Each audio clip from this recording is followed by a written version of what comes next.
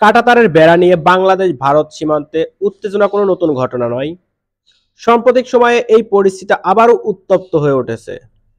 সর্বশেষ তথ্য অনুযায়ী চাঁপাইনবাবগঞ্জ শিবগঞ্জ উপজেলার চৌকা সীমান্তে ভারতীয় সীমান্তরক্ষী বাহিনী বিএসএফ কর্তৃক কাঁটাতারের বেড়া নির্মাণকে কেন্দ্র করে বাংলাদেশ বর্ডার গার্ড বিজিবি এবং বিএসএফ এর মধ্যে উত্তেজনা সৃষ্টি হয়েছে।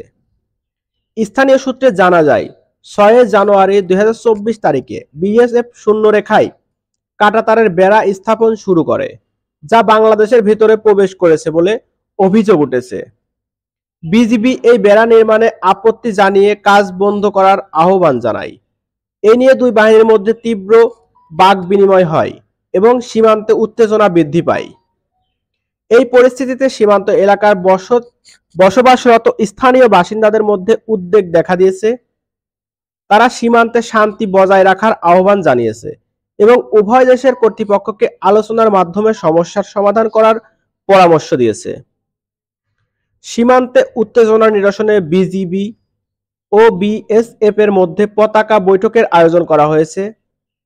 বৈঠকে সীমান্তে বেড়া নির্মাণ সহ অন্যান্য বিষয় নিয়ে আলোচনা করা হয়েছে এবং উভয় পক্ষই সীমান্তে শান্তি ও স্থিতিশীলতা বজায় রাখতে সম্মত হয়েছে।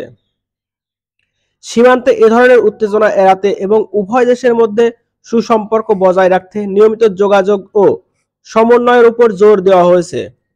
সীমান্তবর্তী এলাকায় বসবাসরত জনগণের নিরাপত্তা নিশ্চিত করতে উভয় পক্ষ প্রতিশ্রুতিবদ্ধ হয়েছে।